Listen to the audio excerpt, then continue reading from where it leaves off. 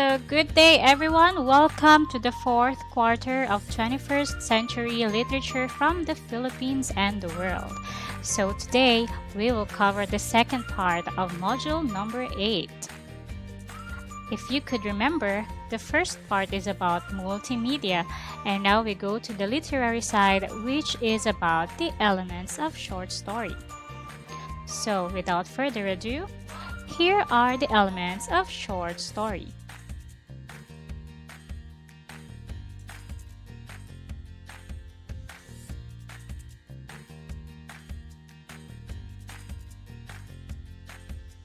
So of course, let us first recall what is a short story and its difference from the other literary pieces and genres. So, a short story is a piece of prose fiction that typically can be read in one sitting and focuses on a self-contained incident or series of linked incidents, with the intent of evoking a single effect or mood. So from the word short, so we would know that unlike in novels, in short story we only have one focus plot. So unlike in novels, we will only be talking about one plot. And of course, it is written shorter than novels. So let's talk about now the different elements of a short story. Let's start with characters. The character element is the person or people in a story. Sometimes the characters are not human. Some may be animals or spirits. Incidentally, even when non-human characters are used, they tend to have human characteristics. Characters are usually of two types, the protagonist and the antagonist. So here are some famous examples of the two types of characters. We all know Joker as the antagonist in the story of Batman, who is our protagonist. So they are consistently in conflict with one another. But we also have what we call anti-hero. So an anti-hero is a character in the story that is usually where the story is focused upon. But it doesn't mean that he is the antagonist or the protagonist. Just like in our example, we have here Harlequin. So generally, Harlequin is a part of antagonist, but she has her own story. And so, she could be identified as an anti-hero. And not all the time that Harlequin acts as an antagonist in the story. Also, anti-heroes could be in conflict with themselves. So they could do the good and the evil in the story. So let's move now on with the second element. Number 2, setting. This refers to the time and place that the events in the story take place. So it talks about the time of the day, historical era, country, dialect, season, customs. So we would be identifying the setting based on these following factors. It also talks about the mood, the place, the weather, the culture, and the year that the story revolves around. So number 3. Number 3 is plot. The plot refers to the flow of events in the story. Essentially, the plot refers to what is happening in the story. So this talks about the series or the sequence of events. So let's look at this short video about the parts of the plot. There are 5 basic elements that make up a story. Plot is one of those 5 basic elements. The plot is a term for the main events in the story. The main events happen in a certain order, and so the plot is sometimes also referred to as the storyline. Looking at it more closely, the plot can be further broken down into 5 parts. It's helpful to imagine those 5 parts as a roller coaster ride. The first part of the plot is called the exposition. The exposition is simply the beginning of the story. Here, the author introduces the characters and establishes the setting. The next part is the rising action. This is where the conflict of the story is revealed.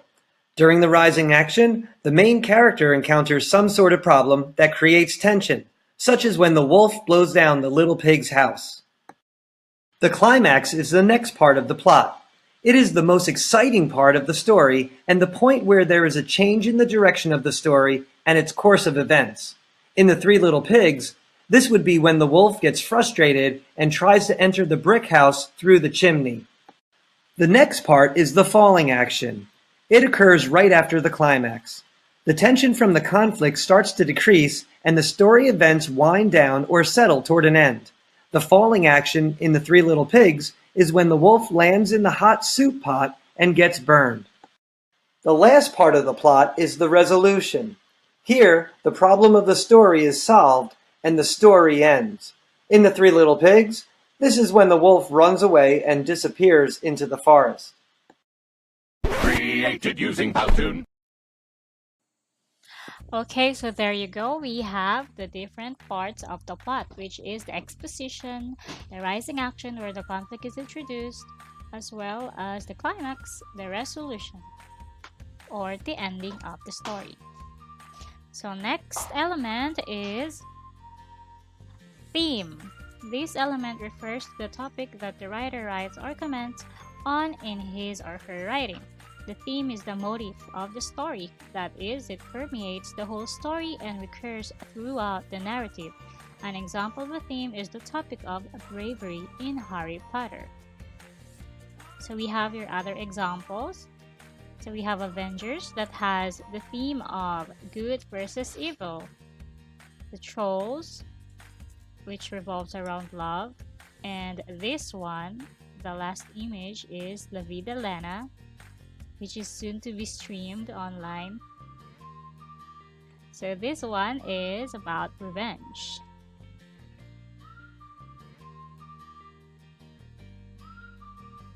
So next element, this is called point of view. This is the I, or narrative voice, through which the story is told.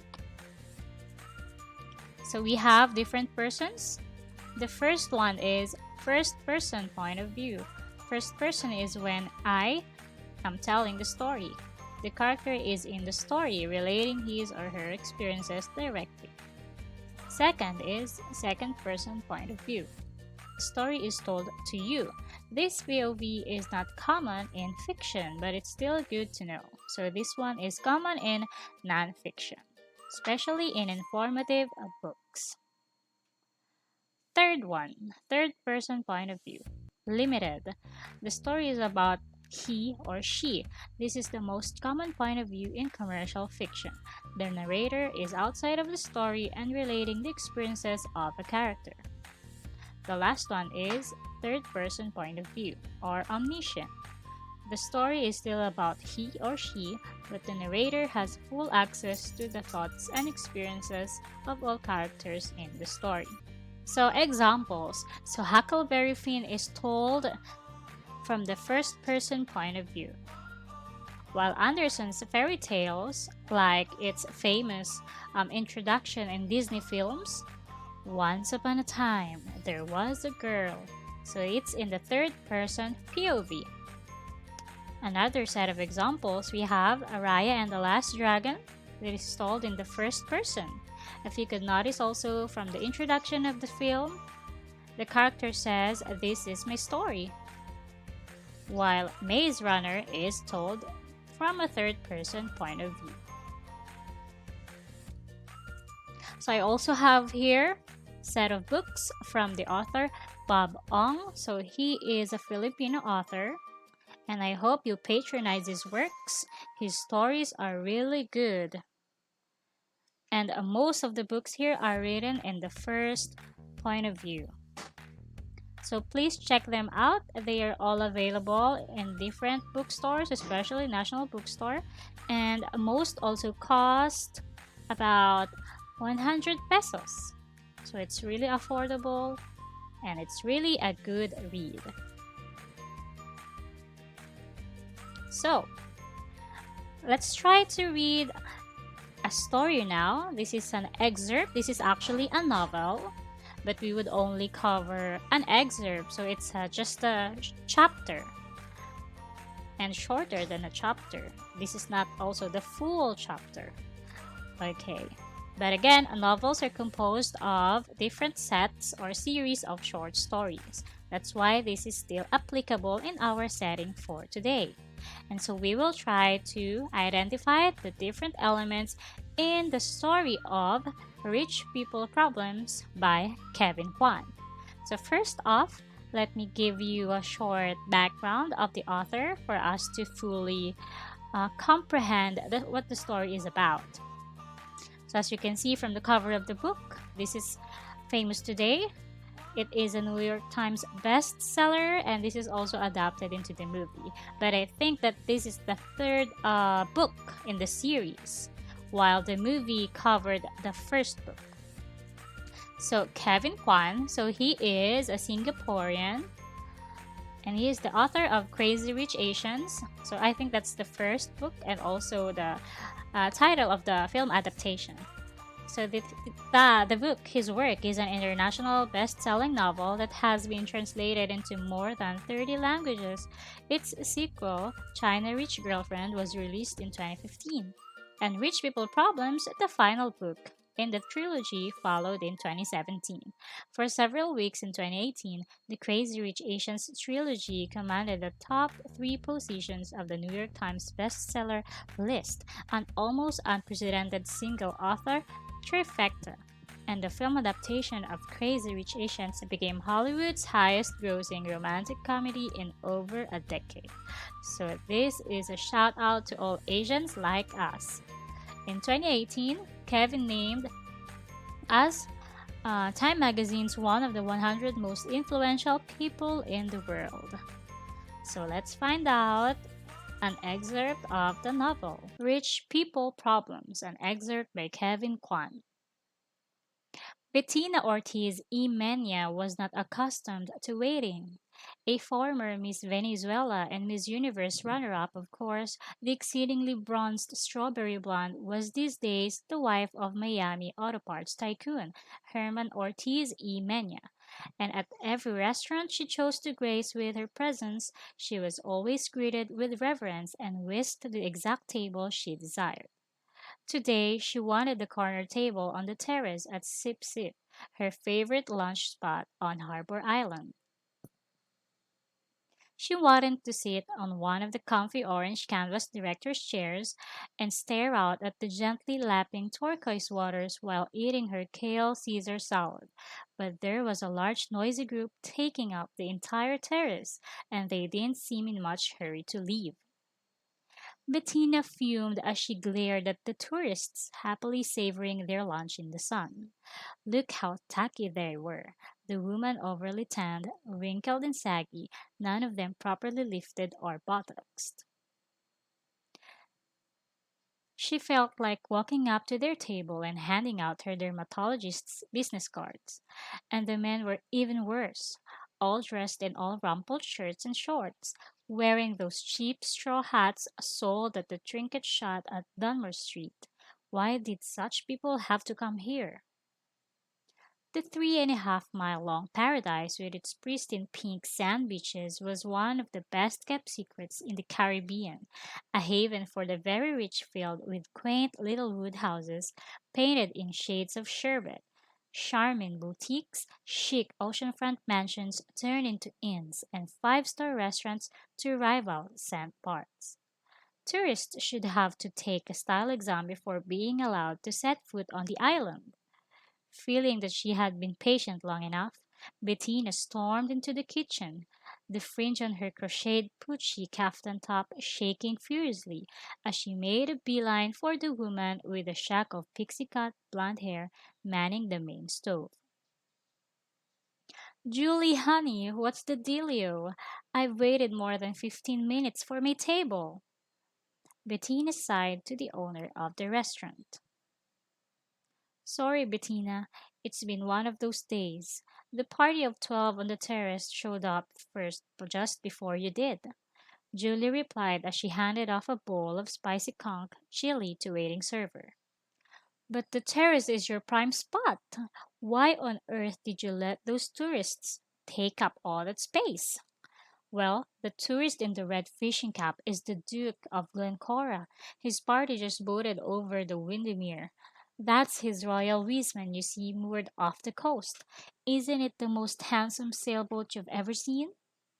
I'm not impressed by big boats, Bettina huffed, although secretly she was rather impressed by people with big title. From the kitchen window, she surveyed the party assembled on the terrace with new eyes. These aristo British types were such a strange breed. Sure, they had their Savile Row suits and their heirloom tiaras, but when they traveled, they looked so painfully frumpy. It was only then that Bettina noticed three tan, well built men in faded white t shirts and black Kevlar pants sitting at the adjacent table. The guys weren't eating, but sat watchfully, sipping glasses of seltzer water. I assume that's the Duke's security detail. They couldn't be more obvious. Don't they know that we're all billionaires here on Bryland and this isn't how we roll? Bettina tutted. Actually, those bodyguards belong to the Duke's special guest. They did a whole sweep of the restaurant before the party arrived. They even searched my walk in freezer. See the Chinese fellow seated at the end of the table? Bettina squinted through her Dior X-Day sunglasses at the portly, balding 70 something Asian man dressed in a nondescript white short sleeved gold shirt and gray trousers. Oh, I didn't even notice him. Am I supposed to know who he is? That's Alfred Shang, Julie said in a hushed tone. Bettina giggled. He looks like their chauffeur. Doesn't he look like that guy that used to drive Jane Wyman around in Falcon Crest? Julie, who was trying to focus on a searing cut of tuna to perfection, shook her head a tight lipped smile. From what I hear, that chauffeur is the most powerful man in Asia. What's his name again? So there you have it. Now let's look at the different elements of this excerpt. So first let us talk about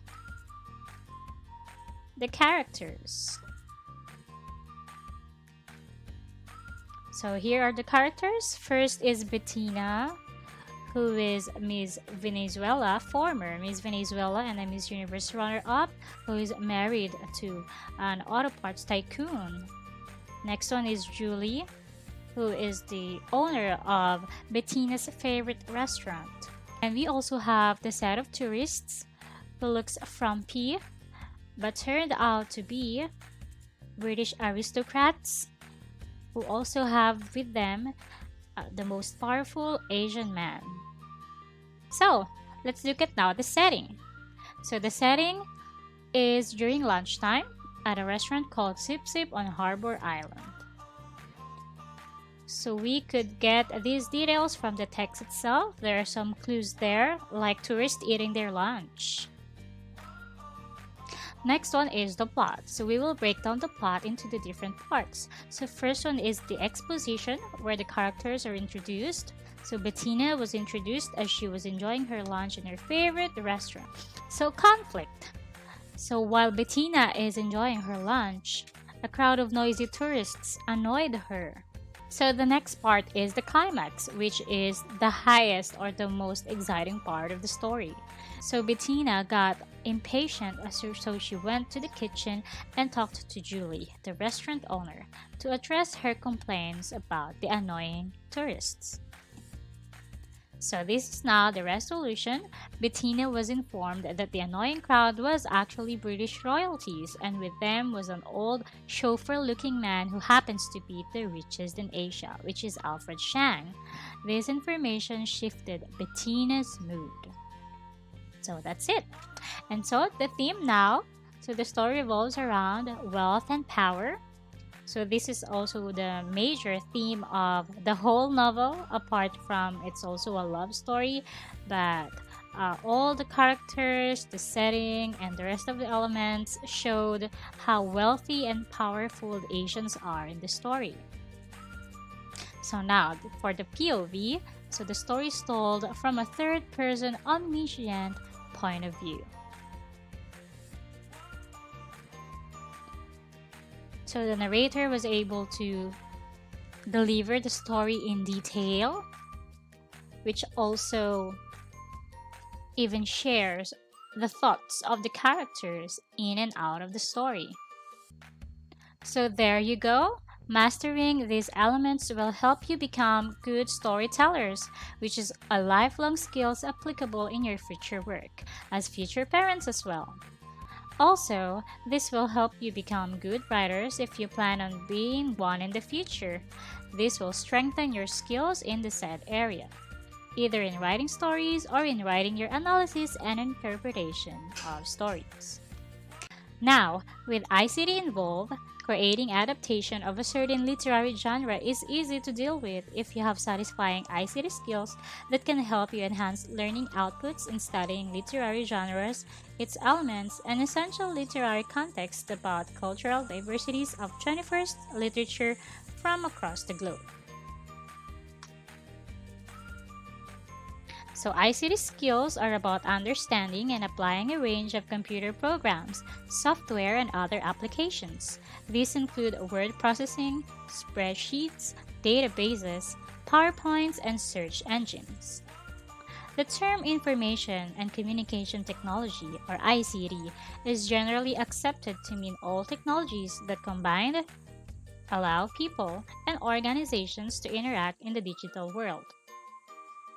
Applying such skills will best show your appreciation of literature. So I have here samples which you can view via YouTube. So just check out the links I have provided on a separate document file attached on this video lesson.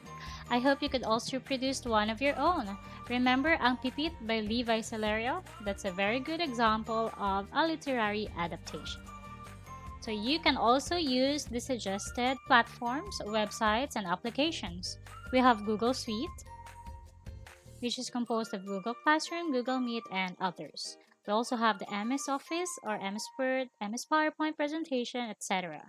For video editing, we also have Canva, Filmora, Power Director, KineMaster, and others. Adobe softwares also works. We have Photoshop, Lightroom, and others. Social media sites, you can use YouTube, Tumblr, Facebook, Twitter, and others that you already use. And for assessment in games, here are suggested: Kahoot, Quizizz, Educandy, and others. So that would be all for today. I hope you learned a thing or two.